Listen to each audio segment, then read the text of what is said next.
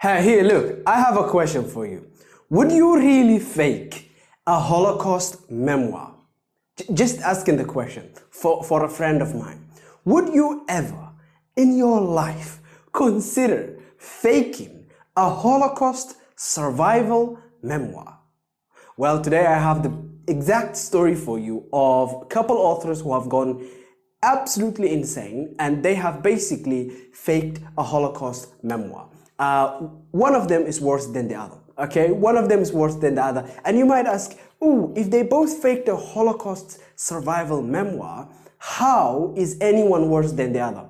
Just wait and see. So the other day we covered this author called A.J. Finn, okay, actually the other week. And what ended up happening with A.J. Finn is that A.J. Finn faked brain cancer and the death of his own mother. Okay, these are not, allegations by me. Okay, these are facts. This is evidence. This is things that are concrete, proven, and they are out there. And I have given you the resource to check them out. Right. So basically, A.J. Finn, the author of The Woman in the Window, faked having brain cancer. A very fatal malignant brain tumor, and then the Mad Queen is here, and then he basically faked the death of his own mother, and all of that it was to advance his own career. Okay, now the two particular authors here are not any different with their motives. The motive is to advance your career and to get a better book deal and to make your story more enticing to mostly middle class, better off audiences, so that you can make money. Of course, not you, sorry, just a habit. So you get it, right? Yeah, these people basically, so they can make money, will do anything and they will fake anything. Number two, I would like to emphasize, this is not slander, this is not defamation of character, because I know what these people are capable of, so I'm not really taking any chances. This is not defamation of character. There is no slander in this video. I do not pull on any lies. I will only show you the truth, and the truth that has been documented and proven even in legal court. Okay, so I am not attacking any of these characters' authors. Simply, I am conveying the news to you. Okay, let's go. So our first case is by an author called Misha. And Misha, basically, her book is titled Surviving the Wolves. Okay, and this legal court case, because her faking a memoir led to a legal battle between her and the publisher, and it was settled for more than $20 million in the favor of the publisher. Okay, this is a huge legal case. Back in the day, it was actually all over the news. You could literally see it everywhere. And so let me actually read you a particular article written by Addison Flood, I believe, and it is in New York Times, The Guardian. And this particular article really clarifies everything, and it really gives a beautiful structure to this entire case, structure that I have read in there, understood there, because I've seen a lot of other people talk about this particular case. None of them do as good a job as Addison Flood does in this particular article. So let me read you an excerpt from the article. By the way, this is Misha Difonseca. I'm not sure Difonseca. I have no idea, so I'll call her Misha from here on. So Misha's extraordinary story was published almost 20 years ago as, again, Misha, a memoir of the Holocaust years. The book describes how, when she was 6, the author's Jewish parents were taken from their home by the Nazis, and how she set off across Belgium, Germany, and Poland to find them on foot, living on stolen scraps of food until she was adopted by a pack of wolves. I wonder why it's fake. She also claimed to have shot a Nazi soldier in self-defense. The story was a huge bestseller and was made into a film in France. But in 2008, this is when it happened, it was found to be fabricated. The author, whose real name was found to be this name, okay, said that, quote, it's not the story, it's not the true reality, but it is my reality, quote. And, quote, there are times when I find it difficult to differentiate between reality and my inner world.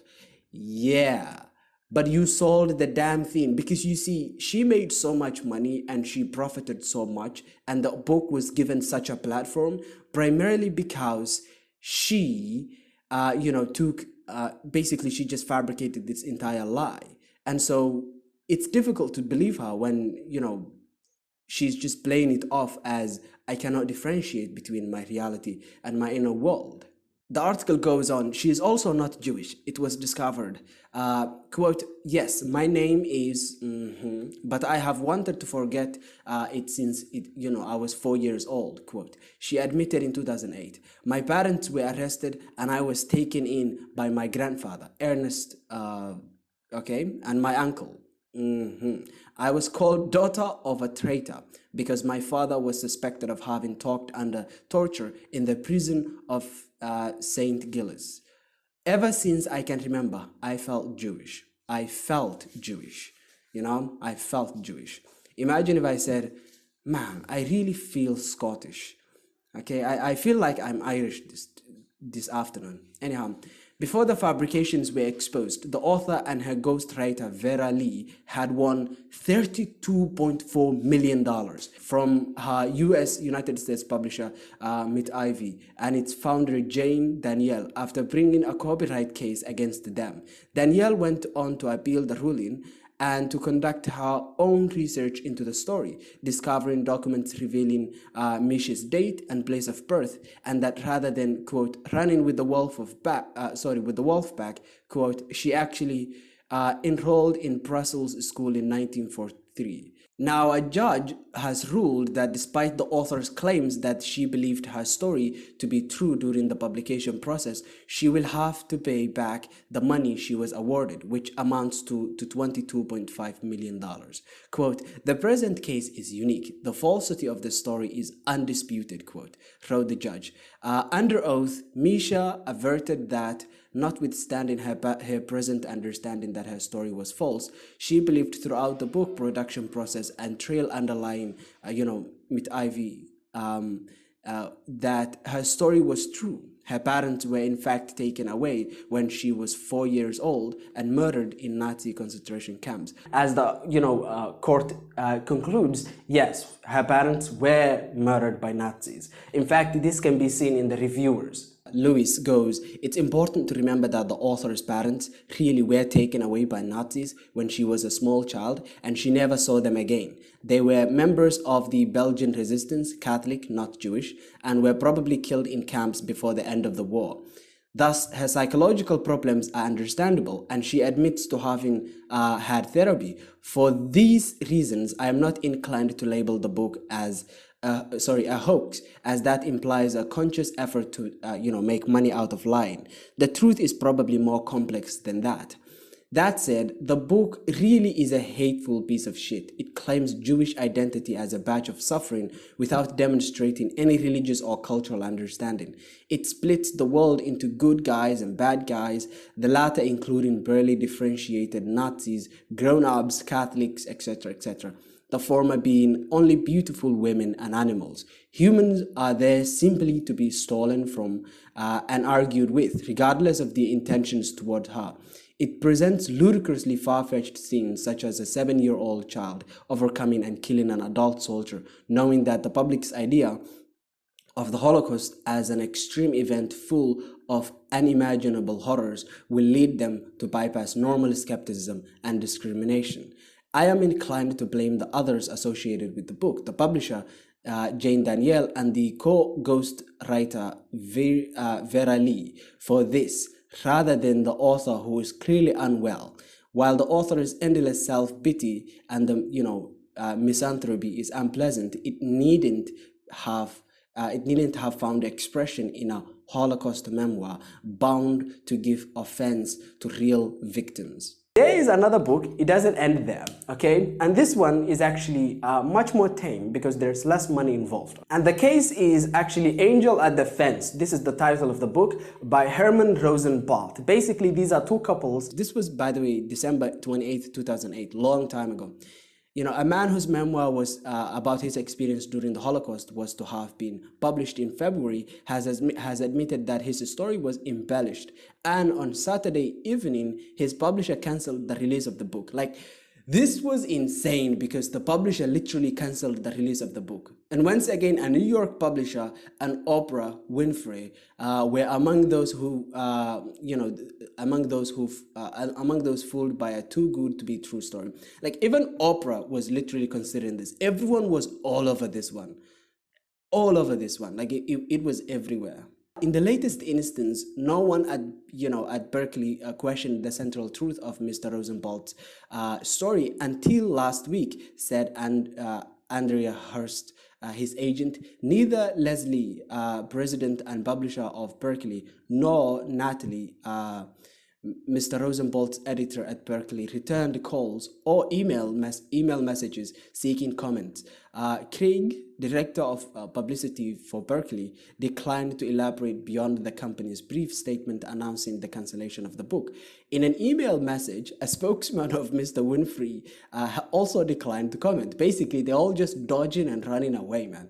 After several scholars and family members attacked Mr. Rosenbaum's story in articles last week in the New Republic, Mr. Rosenbaum confessed on Saturday to Mrs. Hurst and Mrs. Solomon that he had concocted the core of his tale.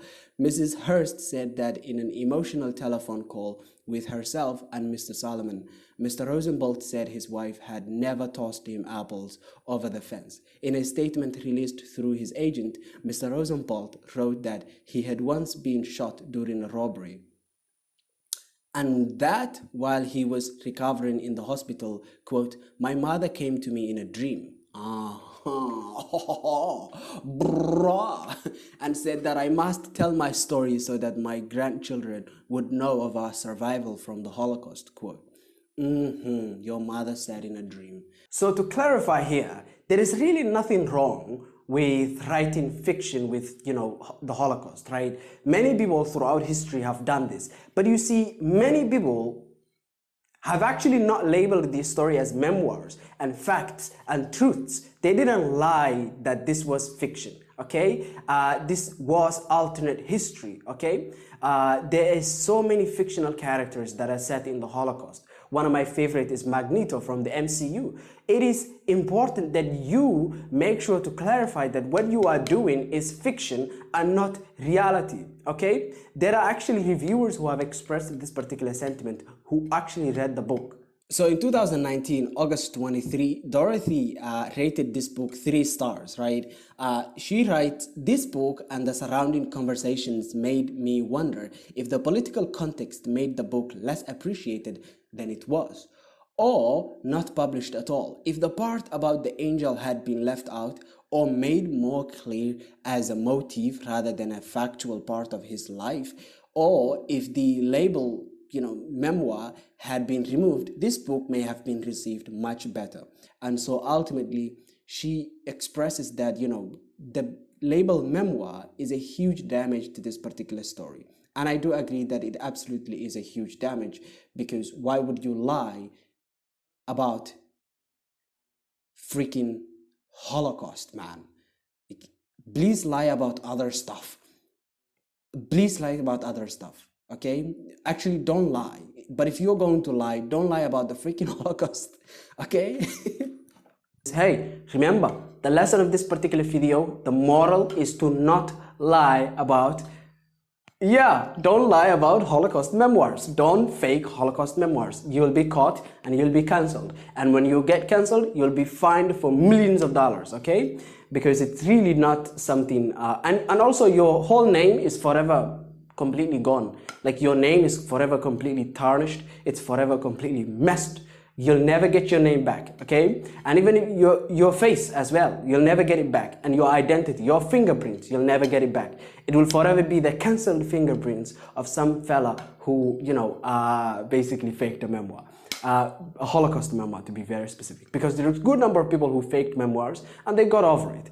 It's just that the context of the Holocaust makes this much, much worse. Uncomfortable stuff. So, I hope that you enjoyed this. Have a nice day. If you did enjoy, consider subscribing.